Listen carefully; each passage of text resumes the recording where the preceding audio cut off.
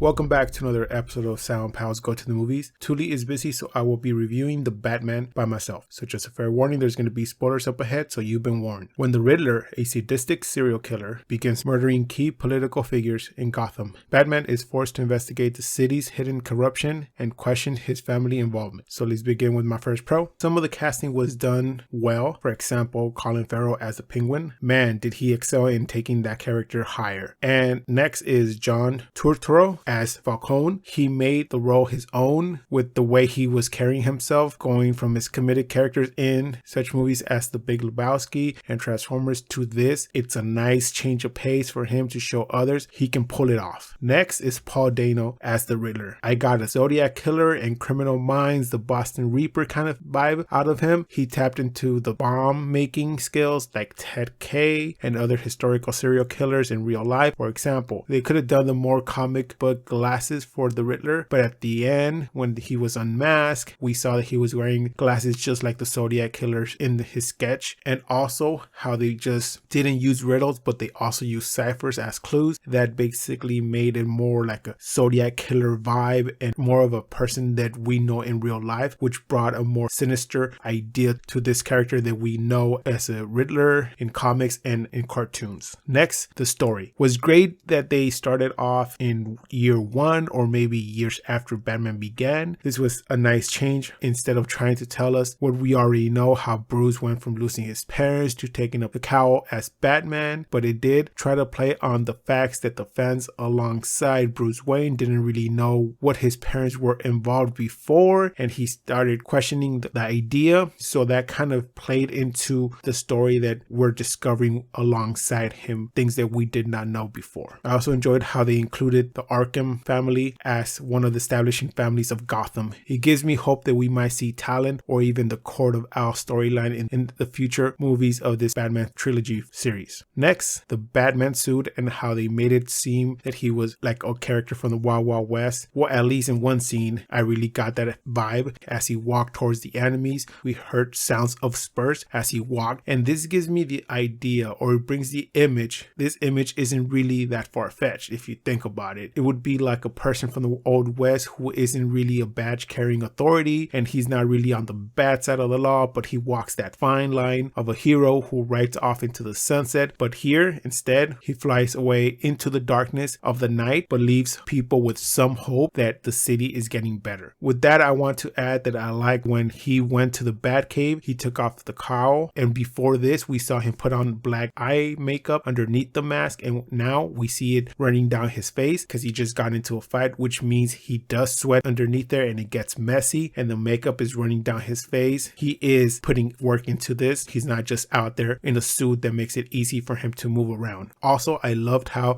the Batmobile in the scene when they were about to chase the Penguin, it seemed like it was straight out of Stephen King's Christine, with the headlights looking like eyes and the engine revving mixed with animalistic growls. This gave it also a shape in the dark like a beast. It was a real difference than other Batmobiles that we've seen in previous reincarnations of Batman. Next, the Joker's cameo. At the end, when him and the Riddler are talking in their cells, this brings up the question, did Batman put the Joker there? If not, how did he get there? Or will he be in the second or third Batman movie? Could they be building a team to take on the Batman in the last movie and bring him down? Also, what storyline would they go with for the Joker? Like I mentioned before, that we might see the Court of Owls later. Now we have the Joker in a cameo. Does this mean that Robin might appear, or will that be a whole different ballgame? Now moving on to my cons. Like I said about casting the right people before, I just didn't agree that Andy Serkis was a good Alfred. I mean, don't get me wrong, it would have been good if we saw Andy play Alfred as the ex-British Special Force agent, or maybe say Bruce instead of from a bomb, maybe a gunshot, maybe take a bullet for him, because I felt that Andy had so much potential to be a badass butler instead of just being a plain butler. Next, was Patterson right for the role as Batman? Well, I always have to say that,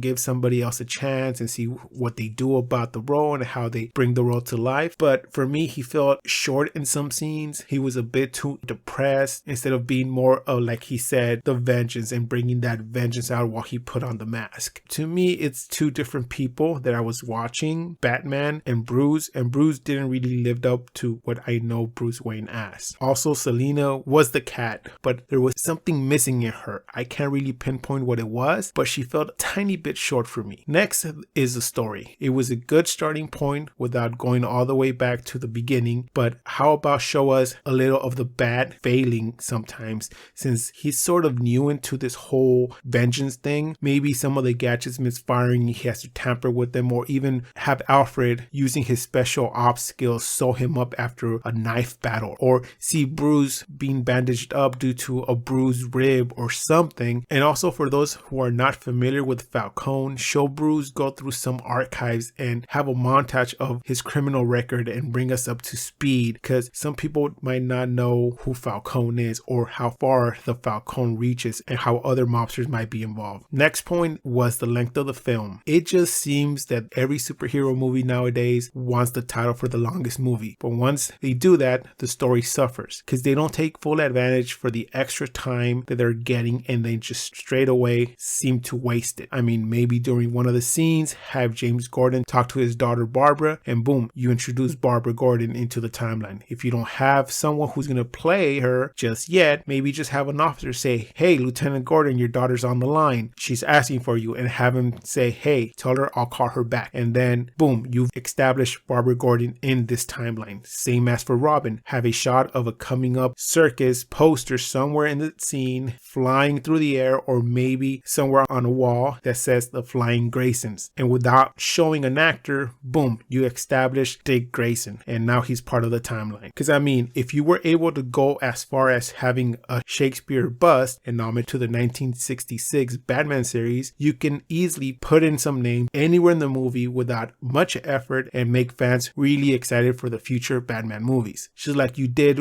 with the Joker at the end of the film. So overall, this movie was a bit long for me. It did not really scratch all the itches that I had. Yes, there was some great acting from Colin the Penguin, John as Falcone, and Paul as the Riddler, just to name a few, but there was some really letdowns in the movie. The story needed a little more details to ump it up to make this a good starting trilogy overall. So my final grade for this movie is going to be a 6.5 out of 10, pending what the plot is for the next one. I might just have to wait till the trilogy is done, but please do not go asking for the director's extended cut, because I don't think I can sit for that long to watch this all over again. So that does it for this review of the Batman. Please join us next time where we're going to review the outfit. Do we let all of our customers keep black boxes and back? If we only allowed angels to be customers, soon we'd have no customers at all. Please like, comment, and subscribe. You can find our social media links below. And like always, keep watching movies.